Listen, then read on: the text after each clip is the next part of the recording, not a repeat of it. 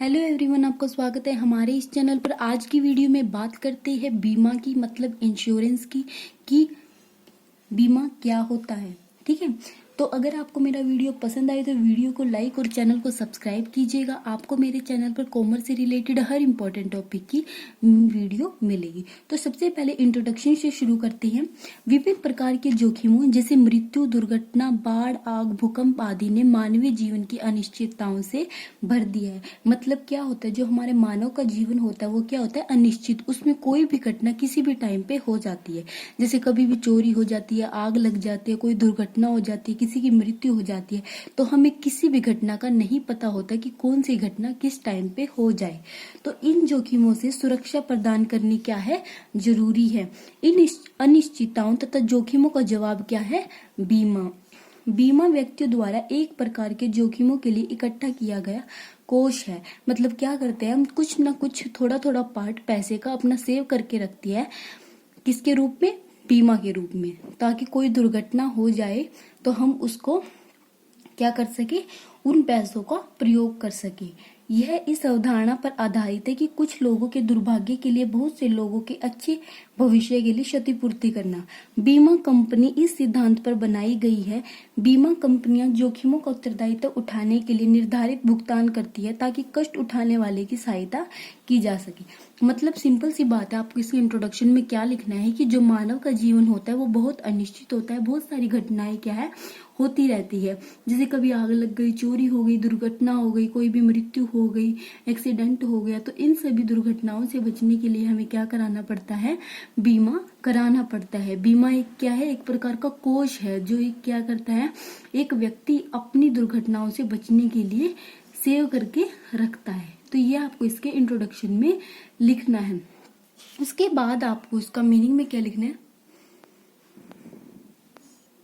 उसके बाद बात करते हैं मीनिंग की। मीनिंग में आपको इसका क्या लिखना है, बीमा एक जोखिम हस्तांतरण यंत्रावली है। क्या है, एक रिस्क ट्रांसफर मैकेनिज्म है। मतलब क्या करते हैं, हम अपने रिस्क को किसी अन्य व्यक्ति को क्या कर देते हैं, ट्रांसफर कर देते हैं। यह संभावित हानि की दशा में क्षतिपूर्ति कराने का अनुबंध है। मतलब हमें पता है होता है कि वो हानि हो भी सकती है। ठीक है, तो ये हमें कॉन्ट्रैक्ट कर लेते हैं। यह हानि जीवन के लिए अथवा संपत्ति के लिए हो सकती है। मतलब वो हानि अपने आप के लिए भी हो सकती है या हमारी संपत्ति के लिए भी हो सकती है। परंतु क्षतिपूर्ति की इच्छा रखने वाले व्यक्ति के लिए यह आवश्यक है कि उसने एक निश्चित हानि के लिए बीमा कंपनी के साथ अनुबंध किया हो। मतलब क्या करता है, वो एक कॉन्ट्रैक्ट करता है। जिसने बीमा कराना है किसके साथ, बीमा कंपनी के साथ एक अनुबंध करता है, कॉन्ट्रैक्ट करता है। जो कंपनी एक व्यक्ति की क्षतिपूर्ति करती है वे बीमा कर्ता कहलाती है। जो कंपनी होती है उसको क्या कहते हैं हम, बीमा कर्ता कहलाती है। तथा उस व्यक्ति की क्षतिपूर्ति की जाती है वह बीमाकृत। जिसने बीमा कराया है, मतलब जो व्यक्ति बीमा करवाना चाहता है या जिसने करवाया है वो बीमाकृत व्यक्ति कहलाता है। और जिसने बीमा किया है मतलब कंपनी, वो बीमा कर्ता कहलाती है। तो ये दोनों वर्ड में आपको कंफ्यूज नहीं होना, तो आपको अच्छे से याद रखना है कि बीमा कर्ता क्या होता है, बीमाकृत क्या होता है। बीमा कर्ता कंपनी को कहते हैं, बीमाकृत जिस व्यक्ति ने बीमा कराया है उसको कहते हैं। तो ये आपका इसका मीनिंग है। आगे आपको इसमें क्या लिखना है, बीमा करता मतलब कंपनी इस क्षतिपूर्ति के लिए एक निश्चित अवधि में कुछ राशि लेता है जिसे प्रीमियम कहा जाता है। मतलब प्रीमियम के रूप में जो कंपनी है जो बीमा करता है कुछ राशि बीमाकृत व्यक्ति से लेता है। इंश्योरेंस शब्द की उत्पत्ति अंग्रेजी के शब्द इंश्योर से हुई है। इंश्योर से, जिसका अर्थ क्या होता है, सुनिश्चित करना, आश्वासन देना या गारंटी देना। इंश्योरेंस शब्द एक संज्ञा शब्द है जिसे ऑक्सफोर्ड शब्दकोश के अनुसार इसका अर्थ है एक व्यवस्था जिसके द्वारा एक कंपनी एक निश्चित हानि, नुकसान, बीमारी तथा मृत्यु के लिए एक निर्धारित प्रीमियम राशि प्राप्त करके क्षतिपूर्ति की गारंटी देती है। तो सबसे पहले आपको इसका मीनिंग प्रॉपर समझ आना चाहिए कि आपको इसके मीनिंग में क्या लिखना है कि जो बीमा है वो एक रिस्क ट्रांसफर मैकेनिज्म है, एक जोखिम हस्तांतरण यंत्रावली है जिसमें हम अपने रिस्क को किसी अन्य व्यक्ति को ट्रांसफर कर देते हैं। तो इसमें दो पार्टीज होती है, एक होती है बीमा कर्ता, एक होती है बीमाकृत। ठीक है, बीमाकर्ता कंपनी को कहा जाता है, बीमाकृत जिस व्यक्ति ने बीमा कराया है उसको कहा जाता है। तो बीमाकृत व्यक्ति बीमाकर्ता को क्या है, कुछ राशि प्रीमियम के रूप में भुगतान करता है, तो उसको ही हम क्या कहते हैं, बीमा कहते हैं। यह एक कॉन्ट्रैक्ट होता है। तो ये आपको इसमें लिखना है। समझ है, मीनिंग आपको अच्छे से समझ आ गया होगा। उसके बाद आपको इसकी 2 डेफिनेशन याद करनी है। मैं बताती हूँ, इसकी 2 डेफिनेशन होती है, एक होती है लीगल डेफिनेशन, एक होती है फंक्शनल डेफिनेशन। तो लीगल डेफिनेशन में से भी आपको एक डेफिनेशन याद करनी है और एक फंक्शनल डेफिनेशन में से याद करनी है।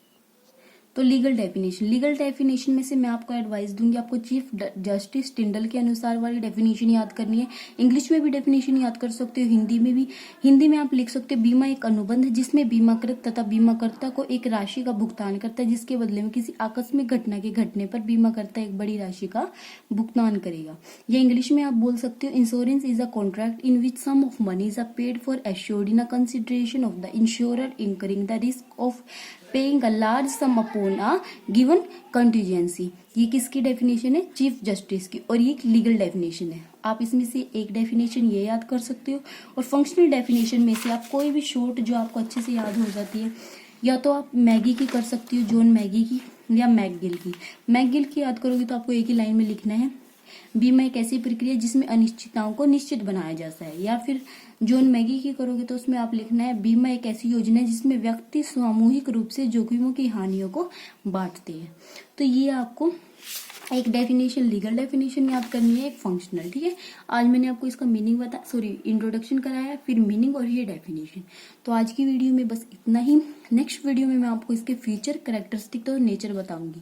ठीक है, thank you for watching my video. अगर वीडियो पसंद आए तो वीडियो को लाइक और चैनल को सब्सक्राइब कीजिएगा।